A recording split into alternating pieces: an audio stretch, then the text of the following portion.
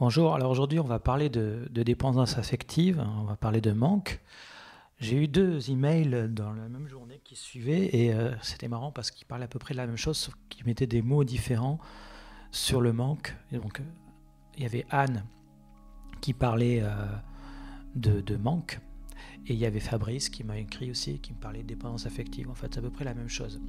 Anne et Fabrice bien sûr ne se connaissent pas, ils m'ont tous les deux écrit pour me poser des questions sur le manque et la dépendance affective et je vais un peu ici vous donner quelques informations à ce sujet. Voilà, parce que en fait leurs questions s'assemblent et se ressemblent. Voilà. Alors, ils me parlent de manque, ils me parlent de dépendance affective. Et il y a une des questions, c'est est-ce que le manque c'est de l'amour? Eh bien non, le manque c'est pas de l'amour, le manque c'est du manque. Et en fait l'amour c'est au contraire la complétude. L'amour c'est quand il n'y a pas de manque. Et s'il y a du manque, c'est qu'il y a un manque d'amour. En fait, quand quelqu'un nous manque, c'est qu'il manque d'amour et c'est toujours en fait un manque de soi-même. Personne ne peut nous manquer. On ne peut avoir que du manque de soi. Et tu peux le voir quand tu es en pleine forme. Il y a eu certainement des moments de ta vie où tu as ressenti une plénitude totale. Tu n'avais besoin de personne. Tu n'avais pas besoin forcément d'amoureux ou d'amoureuse. Et tu te sentais complètement complet. Et tu ne pouvais pas donner de raison à cette complétude. Ta vie était finalement plus ou moins toujours la même, mais seule ta perception et ton ressenti de cette vie étaient différentes et tu te sentais parfaitement bien et parfaitement complet et c'était pas les événements extérieurs qui te donnaient ce sentiment-là. Parfois ça peut être cela, parfois effectivement tu peux tomber amoureux, mais on n'a pas cette même plénitude forcément. Dans certaines situations, l'excitation, le plaisir plutôt peut effectivement nous remplir un peu plus comme une drogue. Mais lorsque tu es dans la vraie plénitude, lorsque tu es dans le non-manque, lorsque tu es dans la complétude, tu n'as pas ce sentiment de plaisir comme une drogue, mais tu as vraiment un sentiment où tu as besoin de rien, justement. Voilà. Donc le manque de l'autre n'existe pas, c'est toujours le manque de soi. Et effectivement, si tu t'ouvres à cette idée, si tu fais une petite pause là, quand tu ressens un manque, alors ça peut être des manques affectifs, effectivement, avec quelqu'un qui t'a quitté, ou quelqu'un qui est décédé, mais ça peut être aussi un manque d'argent, etc. Maintenant, je te propose aujourd'hui de t'ouvrir à cette idée du manque, que ce manque-là n'est pas ce manque d'objet, c'est juste qu'il se reporte sur l'argent, qu'il va se reporter sur quelqu'un, etc. Et tu vas t'ouvrir à cette nouvelle idée, tout simplement, là, en te disant, je vais m'ouvrir à cette idée que c'est pas un manque qui vient de l'extérieur, mais que c'est un manque de moi-même. Voilà. Alors, en t'ouvrant à cette idée, tu vas peut-être juste en t'ouvrant cette idée, sans rien faire de plus, débloquer des choses en toi et tu vas peut-être avoir des révélations. Ne les recherche pas, laisse ces révélations venir à toi d'elles-mêmes, laisse les réponses te trouver, mais ouvre-toi à cette idée que le manque peut venir de toi. L'amour est donc inconditionnel, le véritable amour est sans condition et pas mal de gens finalement acceptent cette idée-là que le véritable amour est sans condition, mais ils réagissent de façon différente, c'est-à-dire soit ils disent oui, je comprends très bien ce que tu veux dire, mais moi je ne peux pas l'accepter. Si quelqu'un m'aime, il doit faire ceci, faire cela ou cela. Ou certaines personnes même l'acceptent, sont prêts à accepter ces idées-là. Par exemple, ils sont prêts à comprendre s'ils se font quitter par quelqu'un, ils sont prêts à dire je souhaite que la personne que j'aime et qui vient de quitter et qui me rend malheureuse parce qu'elle m'a quitté, je lui souhaite quand même du bonheur.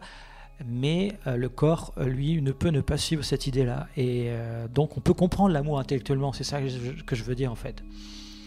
On peut comprendre qu'il est inconditionnel, qu'on peut être aimé, qu'on peut aimer quelqu'un d'autre sans qu'il nous aime en retour, et surtout donc on peut aimer sans condition. Ça on peut le comprendre. Mais quand le corps ne suit pas, c'est là qu'arrive la souffrance. Parce que le corps, il a d'autres mémoires. Il a des mémoires de manque, il a des mémoires d'amour, différentes qu'il a appris les trois quarts du temps pendant l'enfance. L'exemple que je donne en général, c'est un enfant battu. Un enfant qui a été battu durant son enfance va croire que l'amour, c'est d'être battu. L'enfant, en fait, il croit toujours que c'est l'amour. Tout ce qu'il voit, c'est de l'amour. Il ne connaît que l'amour. C'est après, on lui explique ça, on lui dit ça c'est l'amour, ça c'en est pas. Mais pour lui, au début, il est tout frais et il dit ça c'est l'amour. Et donc Il aime ses parents de façon inconditionnelle. Lui, il ne se pose pas la question. Et il pense que ses parents, c'est l'amour. Et donc, quand il se fait taper, il pense qu'il apprend que l'amour, c'est se faire taper. C'est pour ça qu'après, on peut avoir des gens qui vont aller rechercher après dans leur vie d'adulte à rencontrer une personne qui va les taper. Et parfois, au bout d'un moment, ça devient tellement insupportable qu'elles vont devoir quitter cette personne. Mais tant que c'est pas résolu et compris, elles vont rencontrer après encore une autre personne qui va les taper à nouveau. C'est pour ça qu'on voit certains cycles comme ça qu'on comprend pas bien. Mais en fait, c'est juste parce qu'on essaie de retrouver l'amour qu'on a appris durant l'enfance. Voilà. Et donc le corps, il a ses mémoires sur l'amour et c'est le corps qui pose problème du coup et qui crée même une tension entre l'esprit qui commence à s'ouvrir à cette nouvelle idée d'amour sans condition, mais le corps, il n'arrive pas à suivre. Et tant que les mémoires d'une autre idée de l'amour sont là, ça crée de la souffrance en fait. Et ça crée donc un conflit entre le corps et l'esprit. Il faut bien comprendre que c'est toujours le corps qui dit la vérité. Donc, une des solutions, effectivement, c'est de faire des affirmations positives, par exemple, en se disant je suis complet, je suis dans l'amour, ou je suis l'amour. Il y a tout un tas de choses. J'ai moi-même une formation là-dessus sur les affirmations positives qui explique tout. C'est pas le sujet de cette vidéo-là, mais qui explique tout, comment fonctionnent les affirmations positives. Donc se répéter des affirmations que l'on souhaiterait s'entendre dire en fait. Pour l'instant, on s'entend dire « il me manque » ou « ça me manque » ou « je manque de ceci ou de cela ». Et en fait, ce qu'on aimerait s'entendre dire naturellement et qu'on aimerait ce que le corps ressente, c'est « je me sens complet ». Je me sens dans l'amour tout le temps, quoi qu'il arrive, quoi qu'il se passe. Voilà, c'est ça. Et donc, on va se répéter ces affirmations positives au début de façon un peu automatique, un peu forcée, pour que les intégrer et les faire descendre petit à petit dans le corps. Voilà. Donc il faut aussi penser à s'occuper de ce corps parce que le côté de l'esprit, le côté intellectuel des choses, c'est bien. Il ne faut pas négliger sa puissance, de prendre conscience et de voir, de comprendre où est le bon chemin en quelque sorte. Mais on peut lui faciliter un peu la tâche et le détendre pour qu'il se détende et qu'il lâche en fait. Donc c'est très important de s'occuper de l'esprit, de méditer, etc. etc. Mais c'est aussi important de détendre le corps pour qu'il puisse lâcher.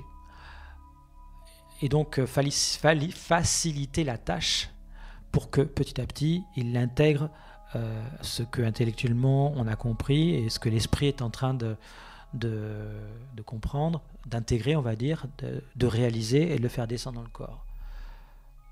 En fait, la plupart du temps, dans nos sociétés modernes, c'est le corps qui est à la place de l'esprit. C'est le corps qui souffre, c'est le corps qui a toute la mémoire, et c'est lui qui dirige en fait.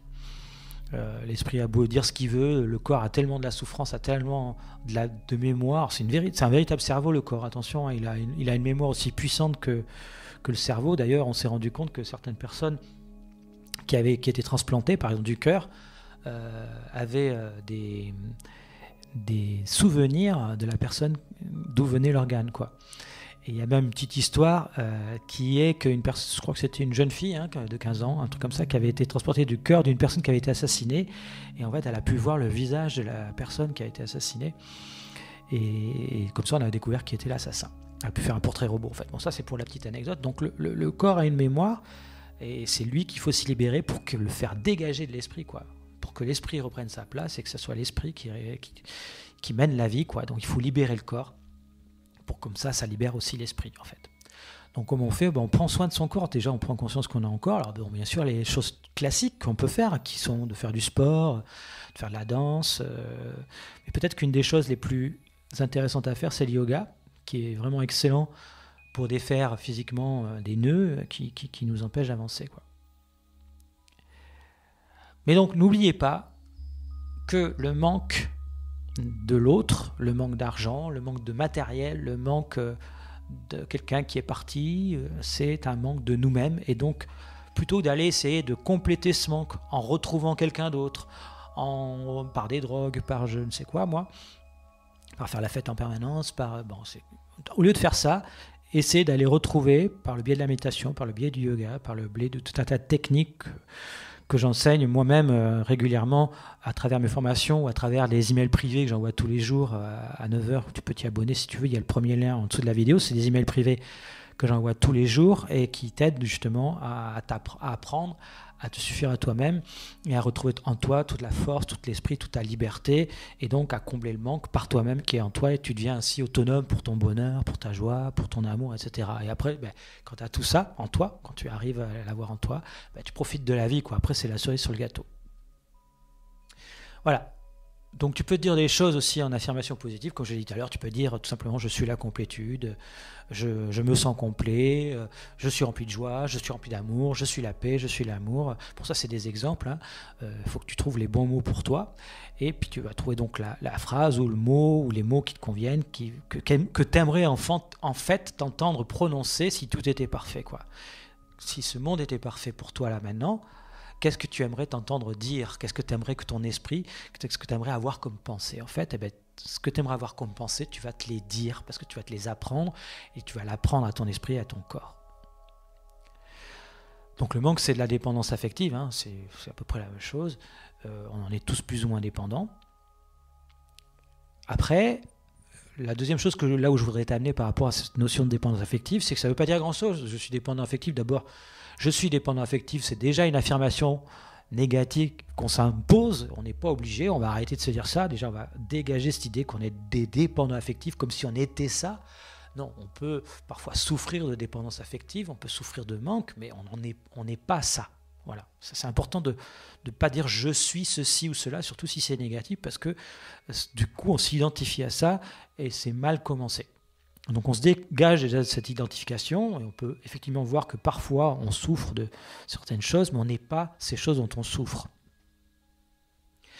Après, au sujet de la dépendance affective, il faut quand même se poser quelques questions à ce sujet. Parce que, en fait, la dépendance affective, le manque ou ce que tu appelles la dépendance affective en elle-même, en quoi c'est un problème en fait? Tu peux te demander quel est le problème. Finalement, parfois tu as certainement vécu de la dépendance affective, c'est-à-dire être en manque de quelqu'un, mais c'était pas un problème. Ça te faisait même plaisir. C'est ça un peu les drogues dont je te parlais de plaisir, où tu savais que l'autre était à toi, l'autre aussi était en manque de toi, et quelque part ça te comblait aussi.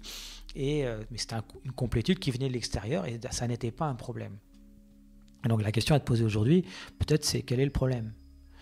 Tu peux me décrire ta vie, tu peux me dire que tu es dépendant affectif pour telle ou telle raison, tu peux me dire que quelqu'un t'aime plus, tu peux me dire que quelqu'un est mort et donc tu l'as plus là, tu peux me décrire toute cette situation, mais il faut après avoir décrit cette situation qui t'amène à dire que tu es dépendant, il faudrait que tu me dises quel est le problème. Alors c'est une question peut-être idiote, mais pourquoi est-ce un problème d'être dépendant de quelqu'un?